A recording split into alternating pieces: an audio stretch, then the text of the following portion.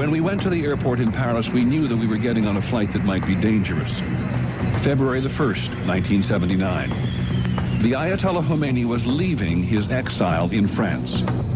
He had helped to start a revolution, and now he was going home to lead it. Home to Iran. There was a handful of journalists on board. We were all frightened. We wondered if the Iranian Air Force would shoot us down when we got to Iran the next morning. In a way, we were Khomeini's first hostages, and we knew it. We knew that this was a dangerous flight. In Tehran, the anticipation was extraordinary. The place was in chaos. Everyone was out in the street. There were millions of people waiting. As we entered Iranian airspace, I asked the Ayatollah a question. Would you tell us how you feel about being back in Iran? The Ayatollah said, I feel nothing. Tonight on The Century, the evolution of revolution. Good evening and welcome to The Century one more time. I'm Peter Jennings. I do have to remind my children from time to time that many of the events in this series actually happened before my time as a reporter. But tonight's episode is about an event I covered. I spent much of the 1970s reporting on the Middle East. And when American diplomats were swept up in the Iranian Revolution, I already knew many of the players quite well. Tonight's episode is important because the Iranian Revolution is also central to the larger century-long story. For it was there in Tehran that we encountered a real shift in world affairs. In Iran, the progressive notions of 20th century America came face to face with the 7th century certainties of Islam.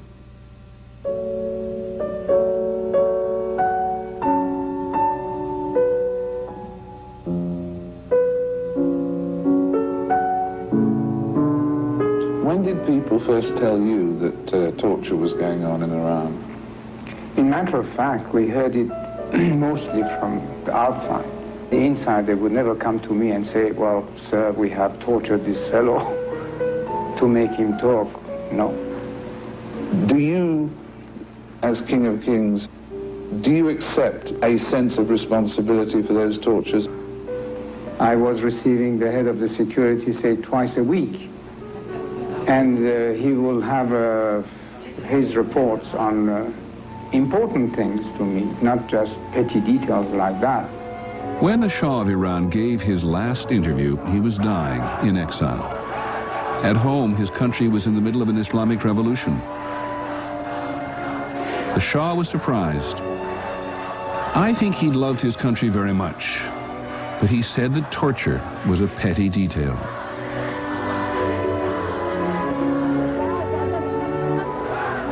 This is the story of the revolution, told by the Iranians and Americans whose lives became entangled in the autumn of 1979 when Islamic revolutionaries seized the U.S. Embassy. I was against surrendering the embassy because I'd never learned how to surrender in all the military schools I've been to. After 20 years, I still don't think that what we did was wrong. Americans are very angry at what we did. We understand that. Even then we understood it, but we had to do it. We had no other choice. And events just took on a life of their own, as events sometimes do. We were all so confused when this happened. Maybe we should go back first to see how it got started.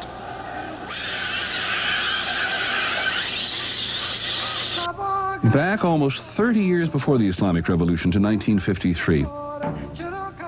This is the Shah. Back then, he was a vigorous young monarch, the son of an army colonel, and that is him, who became Shah, or king himself, when he overthrew a 100-year-old royal dynasty. The old man sent his son to school in Switzerland. He returned with something of a playboy image, an Iranian prince who seemed very European. I think also in his young life he was inspired by many of the principles that, progressive, modern and democratic societies had, taking Switzerland as an example where he was. The Shah's prime minister was a man named Mohammad Mossadegh, fairly elderly as you can see. Here they are shaking hands. Mossadegh, by the way, isn't as loyal as he looks. Not long after this, he tried to overthrow the Shah. Mossadegh had a lot of support in Iran. There were mass demonstrations calling for the Shah to step down. Things got so dangerous, the Shah left the country. But some of Mossadegh's supporters were Iranian communists, and so the CIA got involved. Soon, men with suitcases of money were in Iran to overthrow Mossadegh.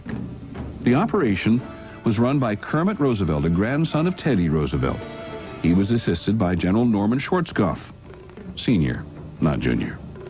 One thing that the CIA was good at in those days was organizing opposition groups.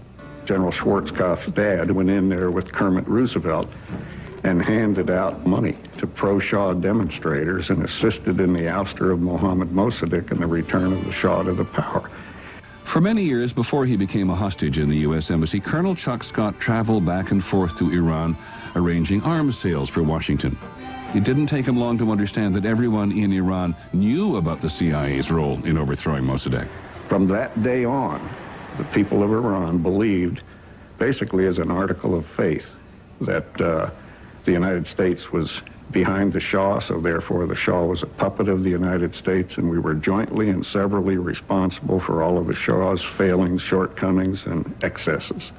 The Shah was in Rome when it happened. Someone handed him a news bulletin telling him Mossadegh had been arrested. He put on a military uniform and went home.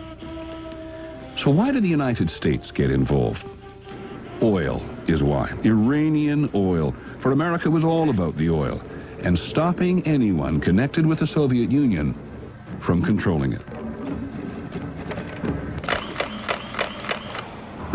20 years later, 1972, this is the Shah with President Nixon. America was still worried about the Soviet Union and the oil fields. On this occasion, Nixon was coming to make the Shah an offer. Be America's military guardian in the Persian Gulf, and we'll allow you to buy pretty much any non-nuclear weapon that you want. We were stretched thin in Vietnam. Nixon ended the discussion by looking across the table at the Shah and saying, "Protect me," which was pretty amazing for a president of the United States to be saying to the Shah of Iran. The Shah really liked being such an important ally. During the Nixon visit, he insisted that I go out to see his Navy on patrol.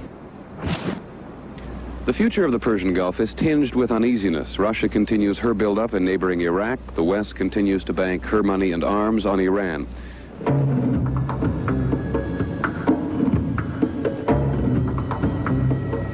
The Shah was modernizing Iran at an incredible rate.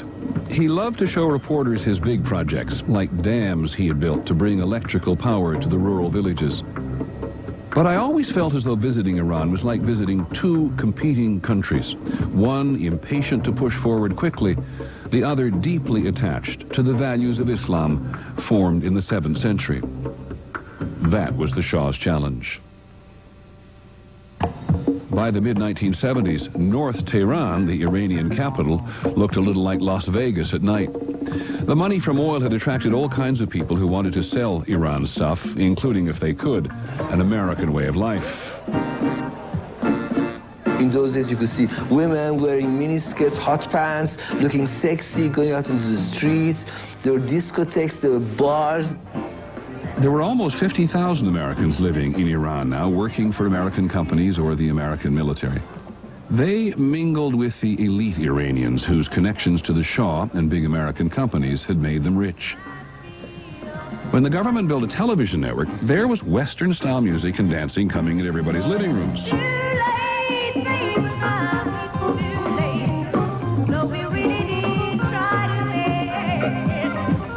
In the late 1970s, America was selling its culture everywhere, and this is what it looked like in Iran. For some people, it was good. For others, they didn't know what it was about. They felt it as a rape of the culture. In the mid-1970s, this was South Tehran. Kabi Golistan was taking pictures there. Here you could see the other side of the Iranian oil boom. Hundreds of thousands of poor farmers from the rural villages who'd come looking for work building the Shah's new modern cities. This is where we really saw that Iran was two countries. In South Tehran, the people were also more conservative. There were no hot pants here. Women still wore the black chador. Suddenly, they're being bombarded with modern communication. The excesses on television, the films that show the wonderful life of fantastically rich people in northern Tehran. And they could know that no matter what they did under that system, they were excluded from partaking of any of that. Does that breed a revolution? They had no reason at all, economically or socially, to be loyal to the old system. The old system was telling them, you are dirt. The only thing you are good for is to build houses and apartments for the rich. I was living in the region by now, and it was clear to everyone that if you didn't like what the Shah was doing, you couldn't complain about it. His secret police agency was called Savak, and it was famous for torturing people. One of my students, she was arrested for being a student activist, the sort of thing that here in the United States we would put down to normal student activism. Michael Matrinko taught for several years in Iran before signing on to work at the American embassy there. One day he went looking for his former student and was told that she had gone to study in America. I was having dinner with the president of the college, and I just told him, I said, I'm really pleased that, you gave a fellowship to this woman. I said, she was a really good student. He said, she doesn't have a fellowship, she's dead. I said, what do you mean? I asked some of her old classmates, and they told me she was studying in America. He said, that's because her family is afraid to tell people she was executed. She was executed in a Savak prison, he said. She's not in the United States studying. The Shah defended Savak. He said it was rooting out communists. We were caught up into this entire world web of East versus West in the Cold War. How much of it was avoidable? How much of it was, unfortunately, eggs that break every now and then as you go along? How much of it was the direct responsibility of one person? How much of it was even known by the Shah? These are issues that people have different ideas upon. Now, we all knew that the CIA had helped the Shah to organize Savak. The U.S. didn't help Savak torture people, but it did provide the Shah with the equipment to spy on people, and Washington knew what Savak was doing. I don't think anyone had any serious doubt that that Savak was a very efficient, repressive organization that was quite capable of wrongful arrests, tortures, harassment, and all of these things. Now, here's Henry Kissinger in 1974 visiting Iran with his wife, Nancy. Kissinger was Secretary of State at the time. To this day, Kissinger defends the fact that the United States supported a regime that was so clearly undemocratic. I believe that we always have to strike a balance between what we would like governments to be and what is required for the American national interest. The average American had no idea what kind of balance the United States was striking. Good luck, Henry. Good luck. Good luck. Whatever you're doing, good luck. In 1977, the Shah went to Washington to meet the new president, Jimmy Carter. We'd heard the Shah was uneasy because the president was saying that America had to take a stand in the world as a defender of human rights. He invited the Shah back into his private office to talk about human rights and some of these basic kind of political questions and areas where we were pushing him to open up and to be different and to change Iran. More than 1,000 Iranians had gathered across the street from the White House to demonstrate against the Shah. This surprised the Carter administration. Most of the demonstrators were students sent to American universities by the Shah's government. They had tasted freedom, and they wanted it for Iran. All of these people were wearing hoods because they were afraid that Savak would recognize them, take their picture, but were out there demonstrating day after day after day from dawn till dark against the Shah. The Iranian embassy had bussed in some pro-Shah demonstrators. They were mostly military cadets training at American Army bases.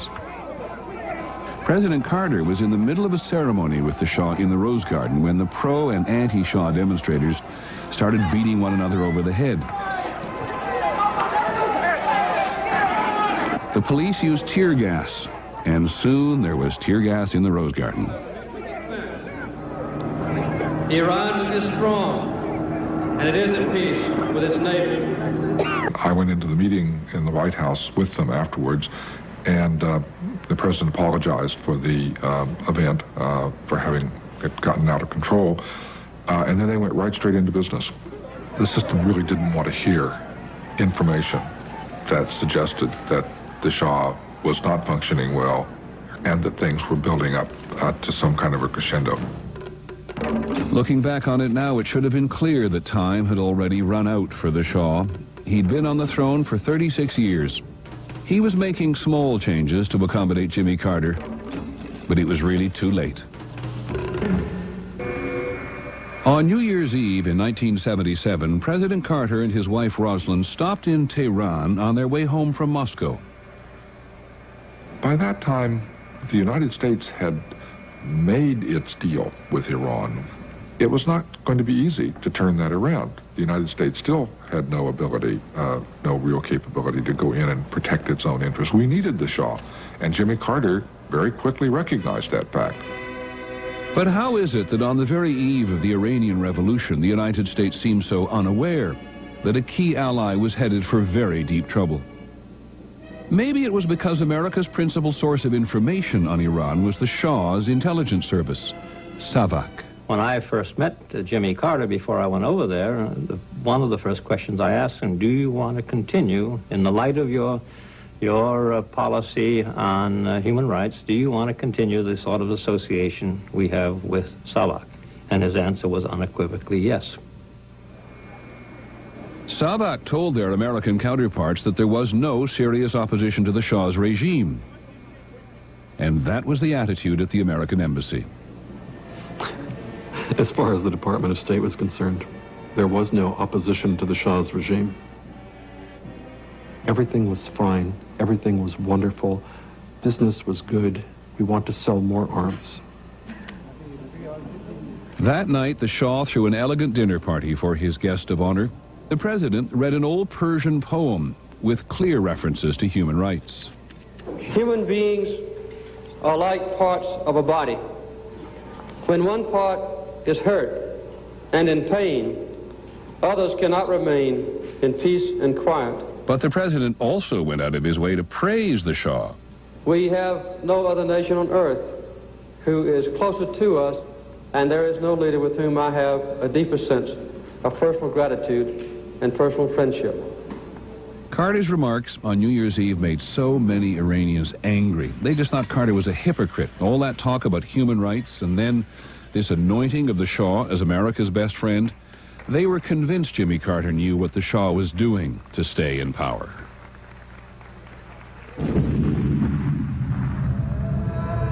Nine months later, everything had changed.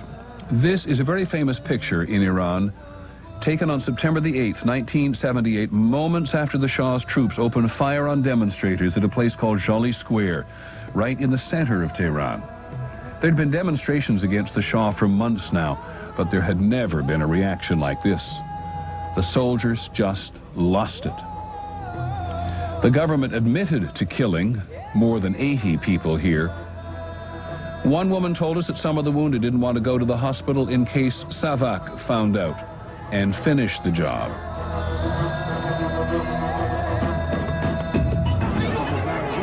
After Jolly Square, Tehran lost it.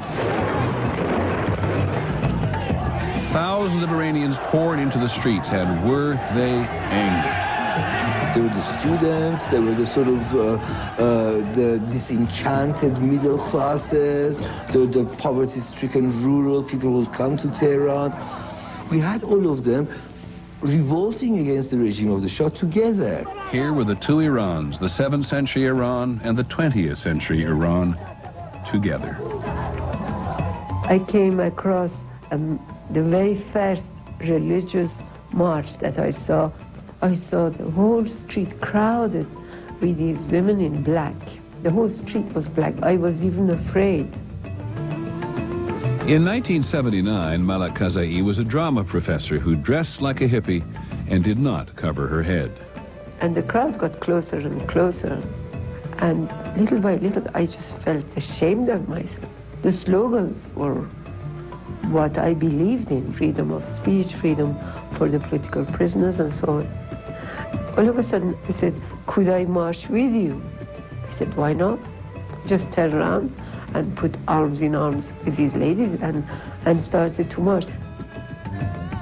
From that day, I understood that there were no lines. Everybody was the same. Everybody was against this big monster that was the regime.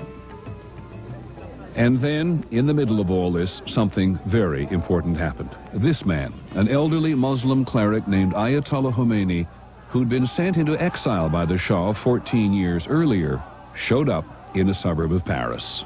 Hundreds of Iranian students, pilgrims, came to hear their leader speak, and also hundreds of journalists and dozens of television cameras. Ayatollah Khomeini is kicked out of Iraq, ends up in Paris, and suddenly, ironically, has the entire world's media at his feet, helping to relay his messages back to Iran. That's right. Given what was happening in Iran, we all rushed to Paris. The position of the woman under the Islamic Republic will be the position of a human being. And here was the 7th century cleric surrounded by a group of 20th century Iranian activists who'd been educated in the US or Europe, who hated the Shah, and who certainly understood what an asset they had in Khomeini.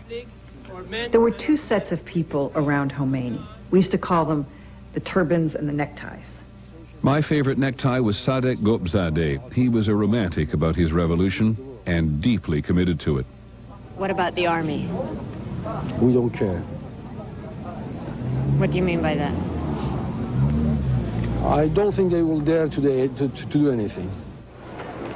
For decades, the Ayatollah, which is a title that means reflection of God, had been preaching that Iran should be run by the clerics. But Gobzadeh and others convinced him this wasn't a message that would sell very well to a wide audience.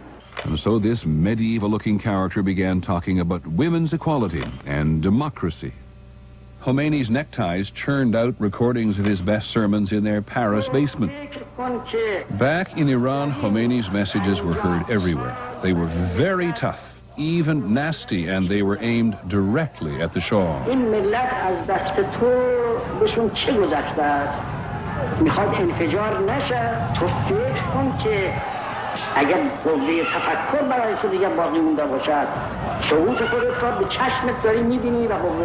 The old man in Paris had become a symbol of the Iranian resistance. Khomeini did not start the revolution, but the Shah had suffocated all the other opposition. The Shah's regime was disintegrating very quickly now, because people were willing to die for a cause.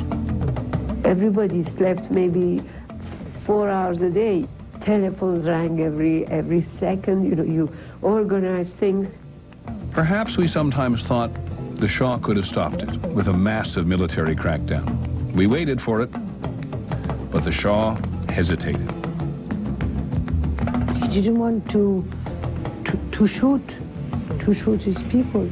My husband always said that I'm not a dictator, I'm a king.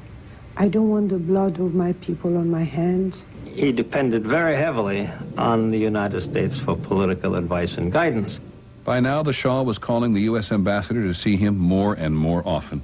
2 and 3 times a week, 2 and 3 hours a day, and expressing his doubts and expressing his reservations and making clear that he wasn't going to do what everybody was expecting him, or that he would do it only if we would encourage him to do it.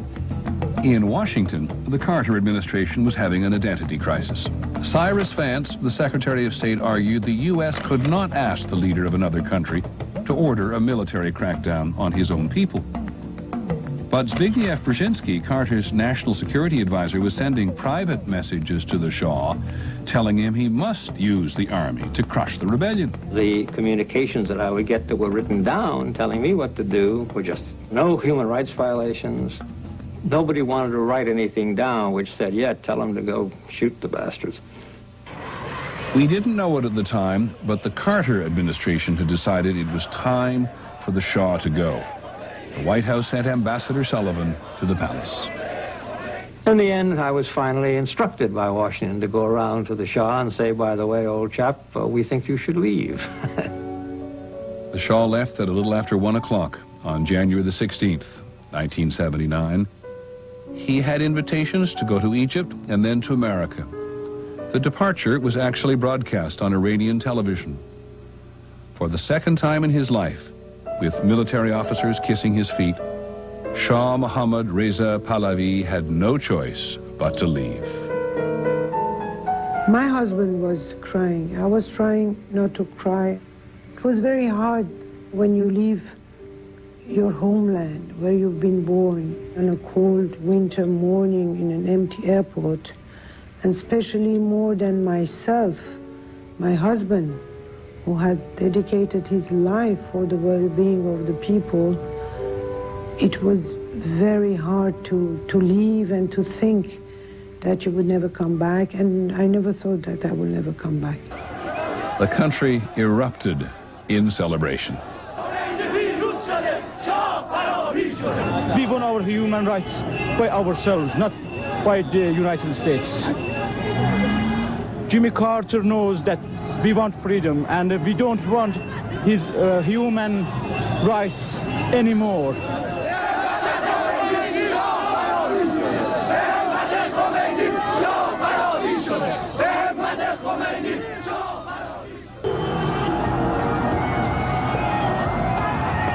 I do not remember any other day quite like it. February the 1st, 1979, Ayatollah Khomeini suddenly home. It was the biggest day in Iran's modern history. They drove the Ayatollah from the airport in a white Chevy Blazer. We were in this little van there on the left. There was a frenzy in the crowd unlike anything I'd ever seen before. People tried to crawl on top of our van. They tried to get into our van. At one point, we got very claustrophobic.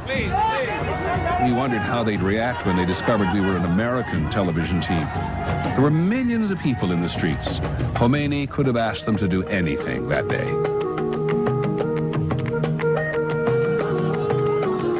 The way he faced the harshness of the regime inspired people. The words that he used more than any other word was mustaz'afin, which means the downtrodden, the poverty-stricken, the people, the real people of the society. He was giving worth and value to these people for the first time. This was what everybody wanted. 2 weeks later, the last of the Shah's military forces surrendered. The crowds poured onto army bases and took over police barracks. They freed the political prisoners and carried them on their shoulders like heroes. It was scary in those early days because what happened is that the army basically left their barracks and there were thousands and thousands of weapons on the streets.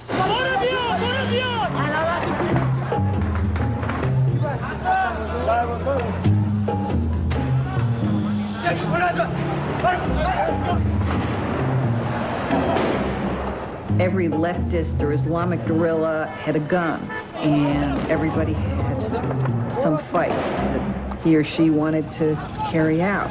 So the hotel would get shot up one night, the Iranian radio and television would get shot up one night. It was really dangerous. A friend of mine reporting for the Los Angeles Times got caught in a firefight and was killed. Just an accident.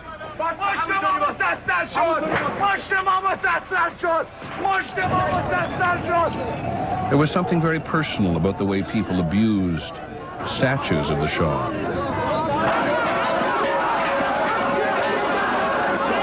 These revolutionaries, and sometimes they were just thugs, rounded up suspected sympathizers of the Shah and suspected Savak agents. You could see on their faces that they knew what was going to happen.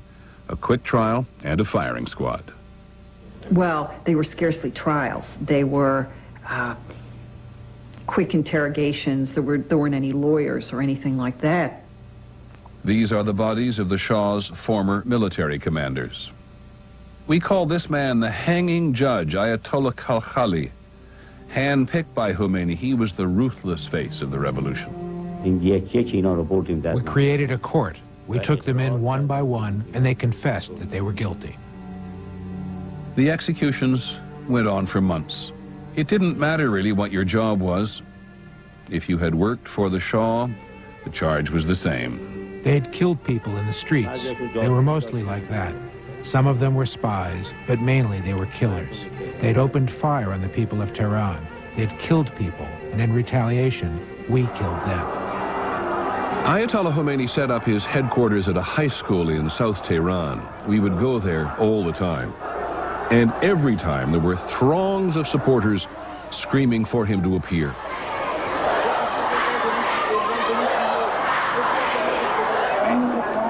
It was really ironic. The Shah and his wife had done so much to help women in Iran, but they never got this kind of devotion. But it wasn't long before Khomeini began to rub many people the wrong way. Here's what happened when Khomeini and the conservative mullahs issued a religious order that all women must wear the veil. They didn't want to be restricted. They saw this restriction coming, and they poured into the streets. 3 months earlier, most of these women had been shouting, "Down with the Shah." I was with Ayatollah Khomeini, and I always said that our leader is Ayatollah Khomeini, but not now. Why not? Because he's against the woman. This will cut off freedom, everybody's freedom. I think he's a dictator, another kind of dictator. Hooligan, fundamentalist gangs appeared on the scene and started attacking the women.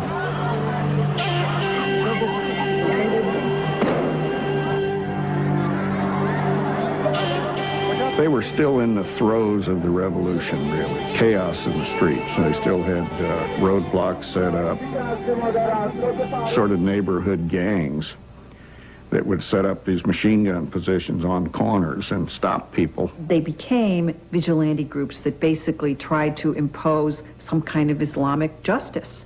I mean, I remember one night coming out of a restaurant and two guys said they were comité and pointed guns at me and a friend and gave us an alcohol breath test at gunpoint. By late summer, Khomeini's supporters were still fighting leftists, and there were even armed clashes with groups supporting other Ayatollahs around the country. The American ambassador left the country, smuggled to the airport in an armor-plated Chevrolet.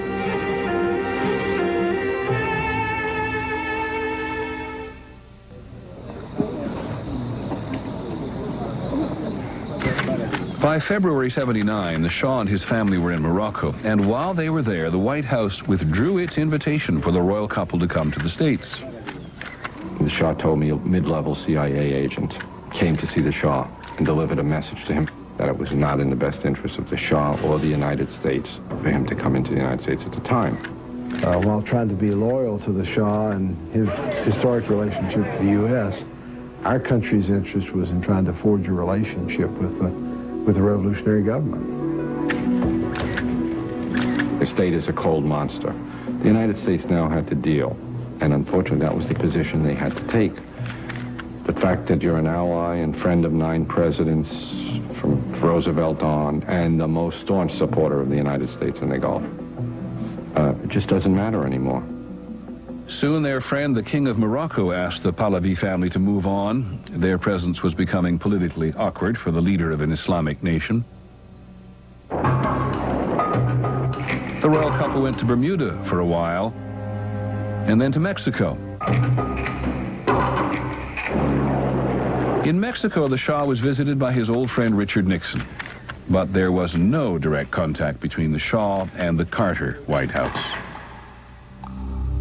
Then, in the autumn of 1979, President Carter made what turned out to be a very bad decision. The Shah was in Mexico. He had terminal cancer, and he needed to come to the U.S. for medical treatment. I'd been promised by every agency in Washington. It was almost like I'd asked them a stupid question. I asked, are there any plans to have the Shah come into the U.S.? Oh, come on, Chuck. No, absolutely not. You know, why would we do that? Carter was the last person to agree to this, and he finally said, all right. He said, you all agreed that we should let the Shah back in. But he said, what are you going to tell me when they take our people hostage in Tehran? And so the Shah was allowed to come to New York Hospital. It was a very tense moment. He's doing very well. Thank you very much. And how are you holding up? Excuse me. Good. When the Shah showed up in New York, it confirmed the worst suspicions in Iran. They saw all this as proof that we were indeed trying to overthrow the revolutionary government. There were other things which made the revolutionaries nervous. The U.S. was building the embassy staff in Tehran back up again, hoping that before long, it might be business as usual. I was assigned to the Central Intelligence Agency. Our jobs were to try to find sources who would tell us what was going on in the Iranian government. They thought we were trying to do what CIA, Schwarzkopf, and Roosevelt had done, Norm Schwarzkopf's dad, had done back in '53. They were genuinely concerned. That had been so emblazoned in their minds, especially the younger people, that if the Shah came into the United States, that was step one. And then it was reported that Mehdi Bazargan, the fairly moderate prime minister, had met in Algeria with Carter's national security advisor Zbigniew Brzezinski. He even been seen shaking hands. Radicals back in Tehran, however, found out about it, and Tehran radio labeled it as a secret meeting between the United States and Barzaghan to perhaps subvert the revolution. As the revolutionary forces, we felt very strongly that our country, our revolution, not be threatened. Ibrahim Askarzadeh was one of a small group of students who began meeting at Tehran University. Their plan was to stop whatever the U.S. was plotting by taking over the embassy. We saw ourselves as being like the little boy who stuck his finger in the hole in the dike in order to keep it from bursting open so that the townspeople wouldn't get washed away. We felt a duty to protect the revolution. Because they had to strike back. We'd let the Shah come into the United States. Anyone who had a pulse on what was going on in Iran then understand the frustration the people felt. The preliminary planning didn't take long. The discussion started 8 days before the actual seizure. The strategy was that with the occupation of the embassy, we would actually be able to halt the meddling of the U.S. On the morning of November the 4th, without telling Ayatollah Khomeini, the students led a demonstration to the embassy gates. I was basically doing work. Things are getting noisier outside, but I was writing something I'd forgotten what, using the telephone, and looked down and suddenly realized there were lots of people, and they were even coming over the walls. There were 500 students with us the day we broke into the embassy. The Marines were ordered to fire tear gas, but not bullets. There was no way to defend that embassy. Absolutely none. And if we had killed some people, and we could easily have done that in the early stages, then there wouldn't have been a hostage crisis, but there would have been a complete wipeout of the American embassy in Tehran and the entire embassy staff. The Americans were also nervous and confused and didn't know what to do. We're still sitting with this, very classified material in our safes, including the names and addresses, phone numbers, etc., of our agents. I'm in the vault at the end of the building, and I'm putting the papers in the shredder. And then we hear the voice of our security chief outside. They had immediately tied him up, and they had him outside the door. And he was screaming through the door to open the door. If you don't open the door, they'll shoot me. The American hostages were blindfolded, handcuffed, and marched out on the U.S. Embassy's front steps by the revolutionary students. The Iranians had fought U.S. Marine Guards for 3 hours for control of the embassy. The administrative counselor looked at his watch and said, let the record show that the embassy is surrendering at 12:10. And I was taken out and could hear the crowd screaming. That was the first time I heard death to America, death to the hostages, the chant.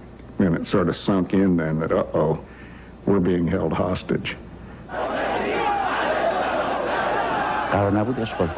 We weren't supposed to occupy the embassy. We just wanted to protest. We didn't think it was going to last long. And we were just sort of sitting around in various rooms of the ambassador's house with people with arms there, pointing guns at us, yes, but also others coming and saying, don't worry, it's going to be over in a little while. You know, you'll all be free in a little while. And then we weren't.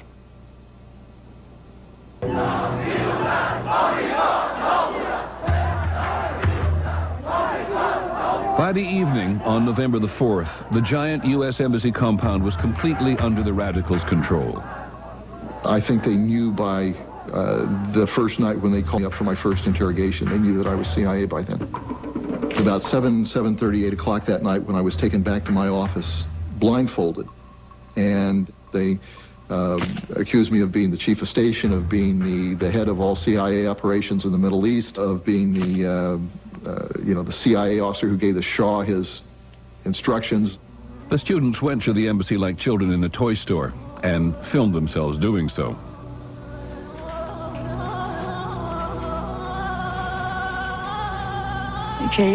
Inside one of the drawers, there are many regular and commercial license plate numbers. I think they use these to chase and spy inside Tehran and outside. With every operation, they would change the plates. The problem was, the people who took the embassy knew nothing about what an embassy was. They were basically very ignorant about foreign relations, embassies, life outside of Iran. So for them, everything we had done was suspicious or evil. The first night they took me out for a walk, they said, to get some hava hori, to get some fresh air. Well, the fresh air I got was they took me out and let people beat up on me outside, walk me into trees and stuff like that. And when I came back in, the guy that was playing the good guy role in the good guy, bad guy approach said, you know, I'm really sorry that happened, but you hurt yourself. And the only reason you hurt yourself is because you're not cooperating with us. Look, they were symbols of the American rule in Iran. Maybe they themselves were not involved in the coup, but they were the symbols of that rule. I'd never really done a single thing that I wouldn't have been proud to tell the Iranians I'd done. I'd never done anything against them.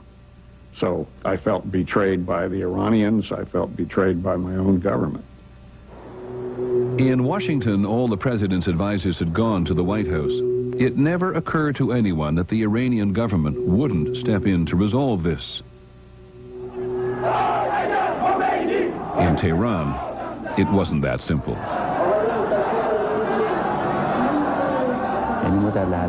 In the beginning, we felt that we had accomplished something impressive.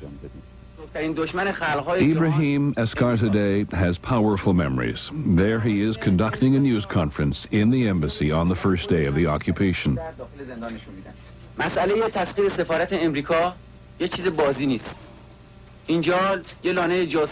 Eskarzadeh was one of 3 student leaders who were running things inside.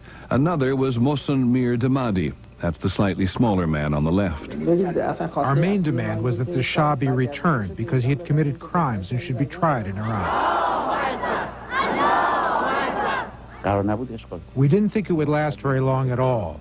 Then the leader of the revolution gave us his blessing. Khomeini sent his son Ahmed down to the embassy. The students had the place locked up so tight he had to get over the wall on a ladder. When Ahmed told his father what was going on, the Ayatollah said publicly he approved. If the Ayatollah Khomeini had so much as given us a hint to free the hostages, we'd have done it. But there was no such request.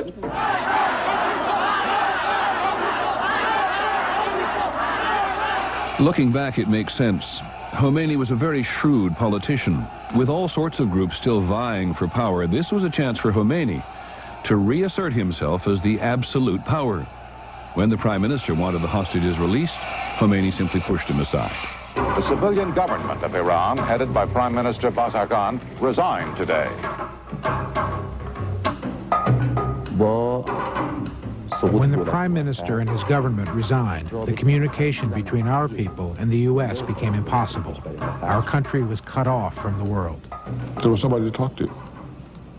And that's the problem we faced throughout the hostage crisis. The pressure was immense on Carter to take some action. He knew that if he had intervened militarily in those first few days, we would have had nothing to show for it except a lot of dead bodies and a potential war against Iran. The Pope sent an emissary to see Khomeini. Khomeini told him if Jesus Christ were alive today, he would impeach Carter. At the very center of the city, in one square block, more than 60 American and other nationals. Magbar Amrika. In Farsi, it is literally death to America. Not that we ever thought most Iranians meant it. They didn't hate Americans. They were just frightened that somehow the American government would rob them of their revolution. And it gave them some confidence to stand outside the embassy and have this experience in unison. This is Bob Dyke in Tehran. This is not the only ABC feed tonight, but I think it is the most newsworthy. Occasionally, the students would release pictures of the hostages. We would all examine them, frame by frame, for clues to their condition. It was very frustrating. We were never quite certain that they were all alive. President Carter finally got angry at the Khomeini regime in public. The actions of Iranian leaders and the radicals who invaded our embassy were completely unjustified.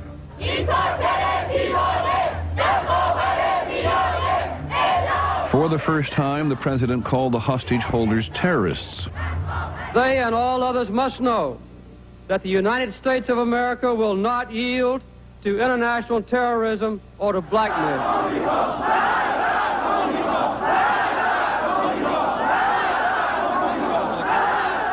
These students weren't afraid of Jimmy Carter.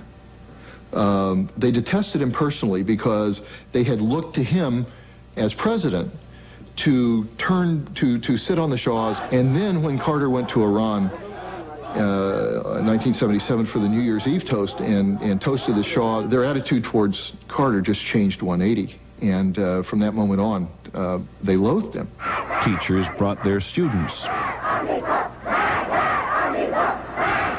At home, Americans were so frustrated, and the hostage takers saw this on videotape sent to them by Iranians living in the States. They would express these frustrations to me.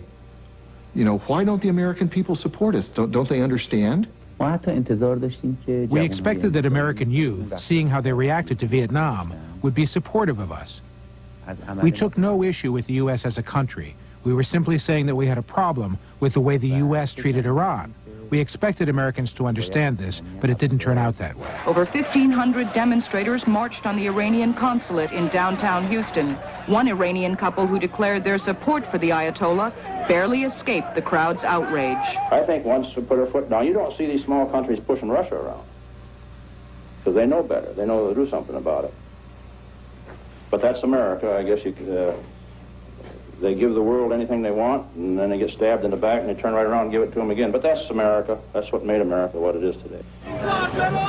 The Palestinian leader Yasser Arafat, no friend of America, came to Tehran.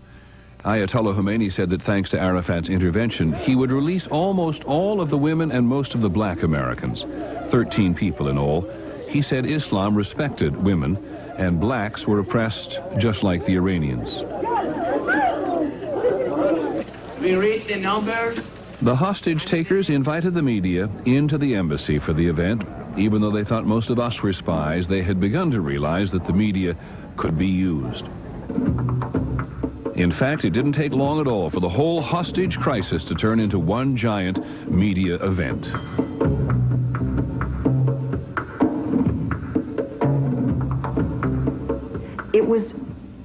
It's hard to describe the carnival atmosphere outside that embassy every single day. There were hundreds, sometimes thousands of Iranians protesting, demonstrating, screaming death to America in front of the TV cameras. But most of the time, they were just standing around having a good time. there was a circus-like atmosphere. You could buy peanuts and boiled beets or pencils or little American flags to burn. And it was only when the TV cameras started rolling that you would start hearing the screams, "Death to America, death to Carter, death to Israel." As a print journalist, I would be taking notes, and sometimes the crowd would just punch the air with their fists, but wouldn't say anything because there wasn't any sound. The Carter administration could not get an American envoy in to see Khomeini, but suddenly Mike Wallace was sitting in the Imam's living room, negotiating. Imam, would you permit me to go to the American Embassy compound and talk to the hostages who are there? Okay. Yes, you could. I can go. He will permit us to go. Indeed, he will give the order. Actually, the Imam never did let Mike in. But we would like to do that today, Mr. Ambassador, if that is possible. It is now. We tried too, but we didn't do any better. Hostages, and when will you release them? The diplomats in any country are supposed to do the diplomatic work, not the crimes or the espionage. Despite his enormous popularity with so many Iranians, Khomeini seemed cold and unyielding to a foreigner. He never made eye contact, and he gave the same answer again and again. Therefore, it is the hostage crisis led to a whole new era in diplomacy. The two governments didn't talk to each other. Now they talked at each other on television. When people behave as a mob, behave as jailers, behave finally as gangsters under international law, they are no longer to be called students. Carter tries to frighten us on the economic front. He does not have the military courage to attack us. Victory will belong to the people who are sitting on waves of oil. By now, it was also clear that Khomeini and the mullahs who were in his camp were using this war against the Great Satan, as they always referred to the U.S., as a device to get rid of the more flexible revolutionaries who thought the mullahs should go back to the mosque. Months and months have passed. The people who joined under the banner of Khomeini were splitting up. Nasser Manachi, who was arrested last night after having... The Minister of Education and the former Deputy Prime Minister were put in prison for treason because documents found in the embassy said they had met with American diplomats. The students actually brought in carpet weavers to help them reassemble documents which the embassy staff had shredded.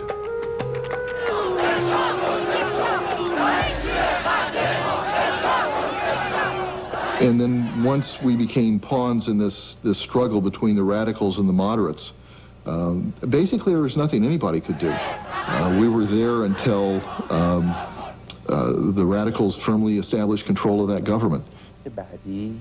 The events that took place and the things that complicated the hostage-taking business were partially in our hands and partially not.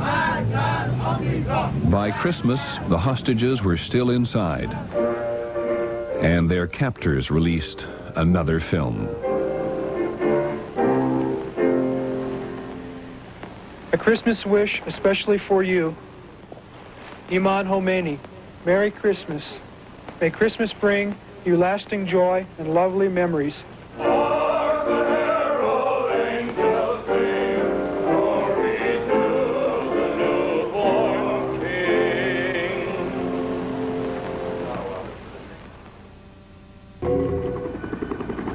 Just before Christmas, 1979, though he would not say it to the Shah's face, President Carter decided it was time for the man he'd called his close friend to get out of the United States. Next stop, Panama. We had to rush out of New York Hospital because they told us that there is no room available and they needed the room for someone else, and for his radiation it was always postponed because they said they fear of security problems or the doctor is not there. President Carter's chief of staff was the messenger. I told him, I said, Your Majesty, we need to ask you to consider going to other places now for your medical treatment. We could not find a country. We were negotiating with I don't know how many countries, and it was virtually an impossibility. Every country we tried for a different reason turned the Shah down. But General Omar Torrijos of Panama owed President Carter a favor because the U.S. had just agreed to give up control of the Panama Canal. And the only personal contact the Shah ever had with Jimmy Carter during the entire crisis was when Carter called the Shah on the phone just prior to our departure for Panama to thank him for leaving the country and for attempting to assist in the hostage crisis. That was the only conversation the Shah ever had with Jimmy Carter.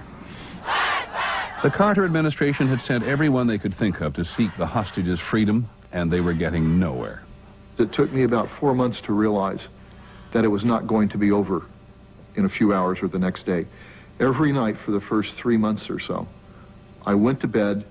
I tried to have a clean shirt. I only had 2 shirts. I had 2 pair of trousers, but I tried to keep one of them clean. And I laid my stuff, the few possessions that I had, closely together so that the next morning when they came to take us to the airport, I would be ready to go. Presidents of other countries, diplomats, journalists, lawyers, many different groups. It was a mess. We had no idea where the real message was and who was the actual messenger. After a while, we felt as if the Americans were holding us hostage. We now know that at one point, Jimmy Carter even sent Hamilton Jordan to a secret meeting with the Iranian foreign minister, Khomeini's longtime advisor Sadegh Gobzadeh. Gobzadeh had come to believe that the hostage crisis had so isolated Iran that Iran wouldn't have any friends if it ever needed them. At the height of the crisis, Jordan and Gobzadeh met secretly in Paris. He risked his life by meeting with me. I mean, for someone in his position to be talking to someone from Jimmy Carter's White House was a great risk for him. The CIA disguised Jordan to look like an older businessman. Jordan and Gobzadeh met and talked in a Paris apartment. You could say he was brave, you could say he was crazy. Given the mood in Iran at the time, I think he was brave, but as it turned out, overconfident. Gobzadeh tried more than once to get the hostages out of the embassy, and each time he failed. The Iranians were still trying to have the Shah arrested and sent back to Iran for trial. Now they were courting the Panamanians. I had returned to Panama from the States, and on my return to Panama, I went to the Shah's Island, and we were sitting there, and the Shah wasn't particularly well because his health was now failing again. And the Shah had, he looked at me and he says, you know, there's something I have to tell you. And he said, but I don't want you to get excited. I said, what? He said, General Torrijos came to see me. I said, really? And he said, he told me that he was playing with the Iranians. He said, no, he told me that he may have to take a picture of me in jail, just with bars in front of me to show the Iranians that that I'm under arrest. I said, he told you that he's going to take a picture of you behind jail bars. I said, it's ludicrous. I said, it's not going to happen.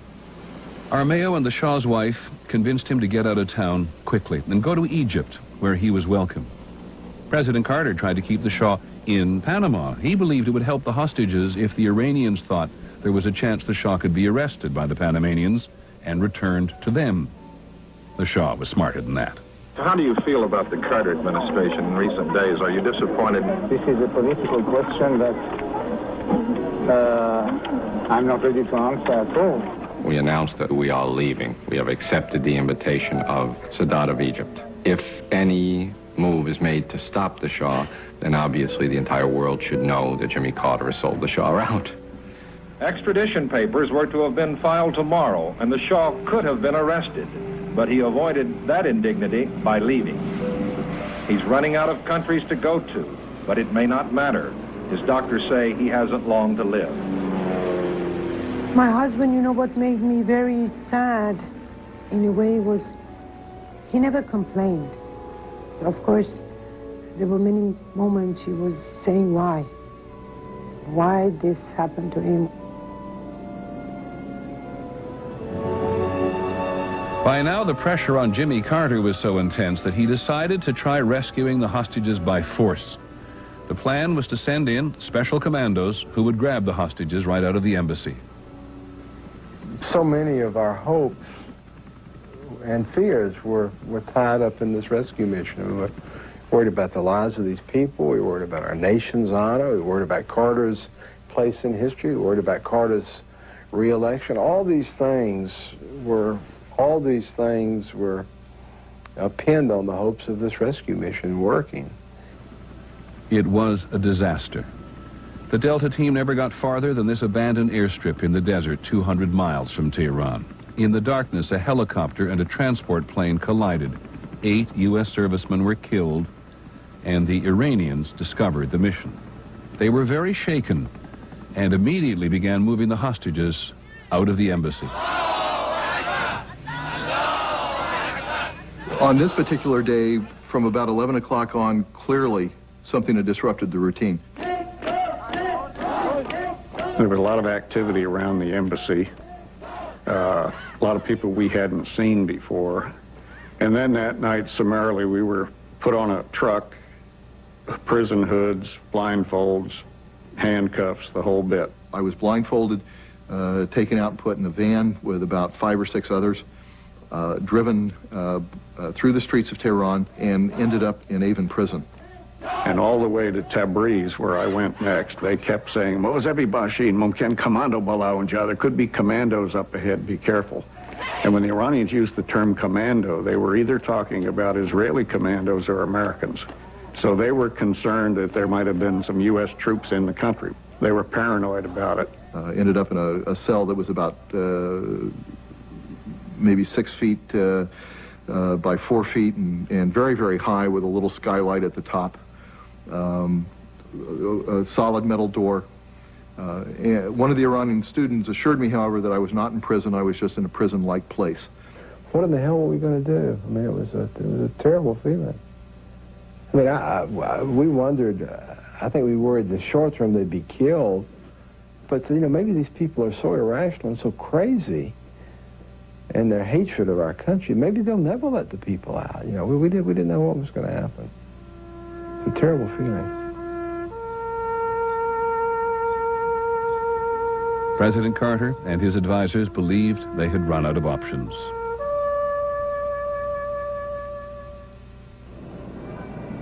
And then, a few months later, the Shah died in Egypt. The King of Kings had been eclipsed by history. The only 2 world leaders at the funeral were President Sadat of Egypt and Richard Nixon. Ironically, it was war that finally gave the hostages some hope. Strange things have been going on. There have been blackouts in the prison. We were given candles and then told not to use them. The electricity was gone, and then we heard bombing. In the fall of 1980, the Iraqi leader Saddam Hussein detected weakness in his neighbor's chaos and attacked. We knew as soon as it started. We were in prison downtown, not all that far from the airport. We could hear the bombs landing. One of the guards, who had been, particularly unpleasant, came and he started to talk to us, and he said, we may have a problem here in the prison, and we may have to give you guns to help defend the prison. Do you know how to shoot guns? Would you be willing to help us defend the prison? It's like, what? From the outset, the war was incredibly vicious. Thousands of Iranians volunteered to go to the front. Old men in their 70s, children as young as 13. The children were used to run across minefields to clear a path for the tanks.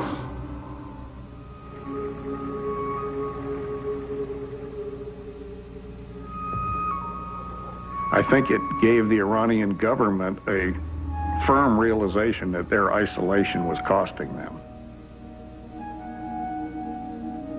It was the Iran-Iraq War that really showed them they had to start concentrating on other parts of their foreign policy, and that they needed friends they could not rely on unless they got rid of us.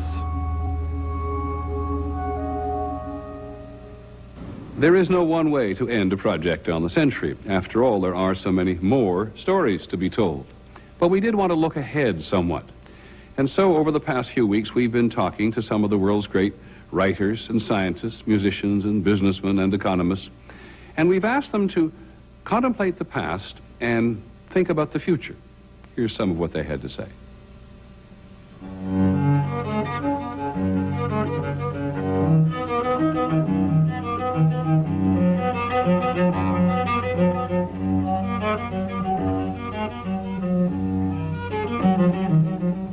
My personal history is very much informed by the history of the 20th century.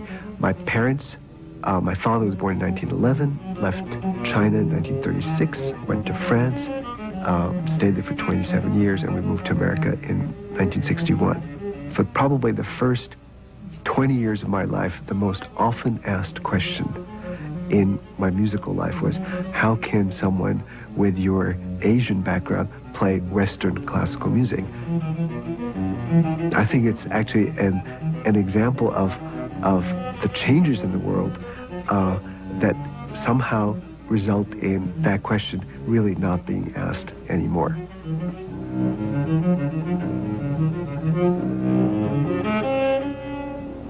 I think the main thing to know about the major issues of the next century is that we will be surprised. Time is asymmetrical. You can know about the past, but you can't influence it. You can influence the future, but you can't actually know what's going to happen. And there's a statistical reason for this. You can think, what are the various probabilities that might occur in the next 100 years? And think seriously about them and play them out and do scenarios and so on. But the fact is, the number of things which may occur which are completely improbable is a great deal larger than that. And so chances are it's those improbable things that will occur. And so you will be deeply surprised.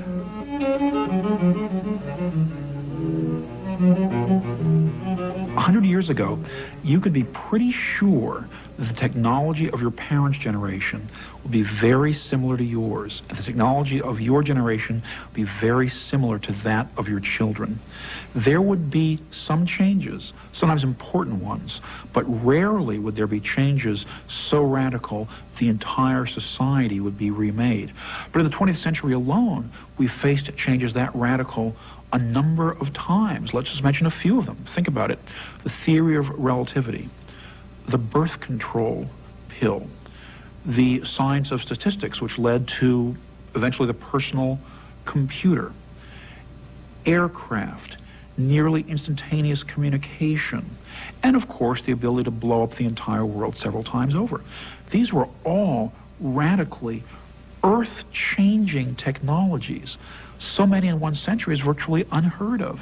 In the 19th century, there were probably two, the railroad and the telephone, and they came at opposite ends of the century, had plenty of time to think it through. The 18th century, what, steam maybe, one. Before that, gunpowder, at one or two a century. We have them every few years. Our entire world reconfigures itself because of technological change.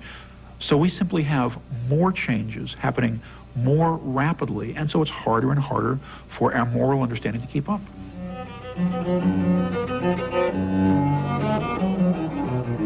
I hope that whatever we're forced to face, it will be done on the basis of human tolerance and a respect for the rights and dignity of other people. Avoiding savagery, avoiding cruelty, that's the most important thing people can do. And if we think about how we want people to grow up in the next century, what matters is not the large issues. What matters is not what party they vote for, what job they have, or what piece of technology they know about. What matters are their manners, the little things. Are they polite? Are they deferential? Do they recognize the rights of other people? Do they take their turns? If those things can be done, I think the larger issues will probably take care of themselves.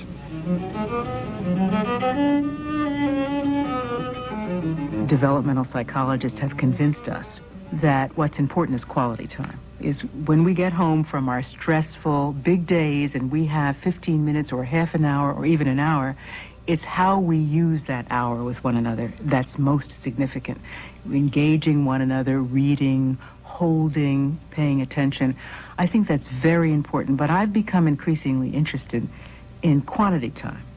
in time where there's no structure, where there's no purpose, where there's no agenda, where there's no particular thing that needs to get done. You're just hanging out, being with one another. And I think we've lost that, and I think that's essential.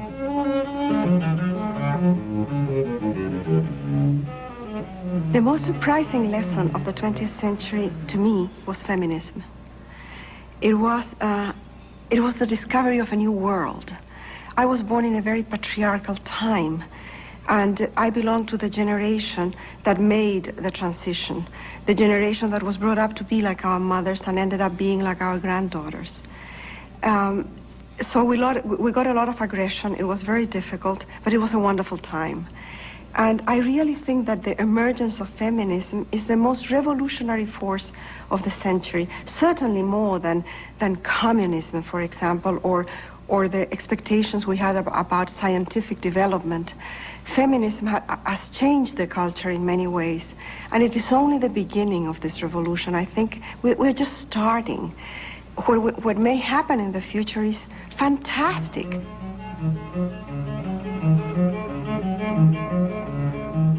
A really crucial thing is to reject the idea of purity.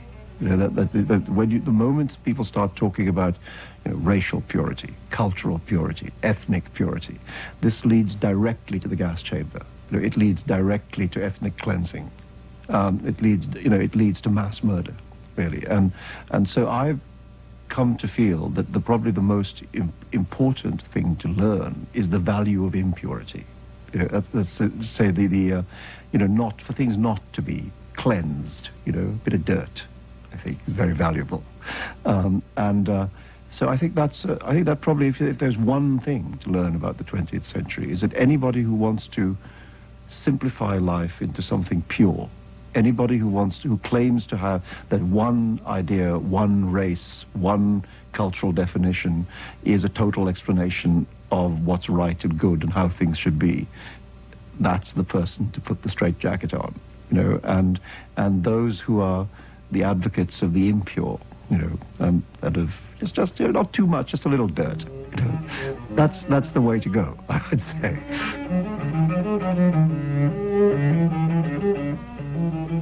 The biggest thing we suffer from, and children understand this and respond to it much more readily than grown-ups, I think, and that is just meism. We suffer from just meism. I'm one person.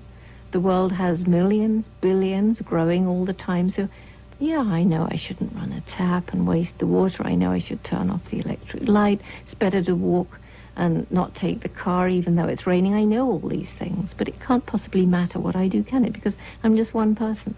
And look at the waste around me, so it doesn't matter. So, again, if we could turn that around and have the billions of people all knowing what I do is really very important, the world would change overnight. And children really seem to get that message. So the most important message is that you as an individual matter. You really do matter, and you have a very important role to play in this life, and don't forget it.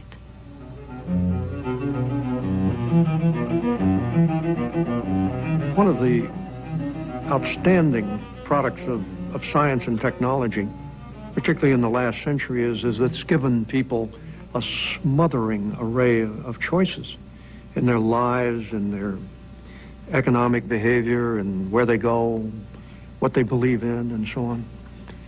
And out of it has come the perception that science can be good or evil. But that's wrong.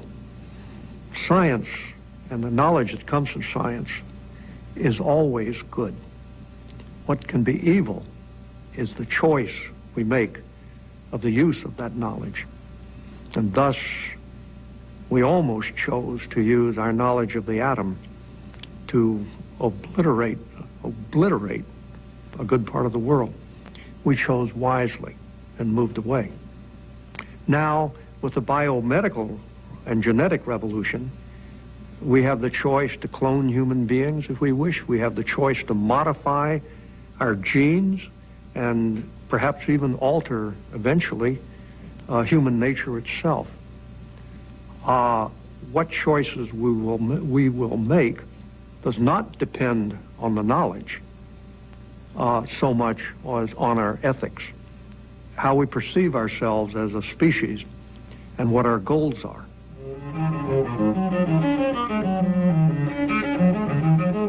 Whenever we make a new scientific discovery about our planet or our universe, what we think has to change along with it. I mean, it was a terrible shock to have to admit that everything doesn't surround us, round and around us. We're not the center, we're peripheral. We're sort of off the edge of a very minor galaxy. And that changed the way everybody thought. What people thought was God had made the planet and people, and that was the main purpose. Doesn't seem to be so anymore. So what do you do? It's an entirely new universe. You've got to start thinking. So what is our place? Do we matter? Is there any point in having human beings? Do we make a difference? Can we change things? Around the turn of the century, there was a definite clash between theology and science. But I think now, as we reach the end of the century, we have found a willingness on the part of the scientific camp and the theological camp to recognize that, yes,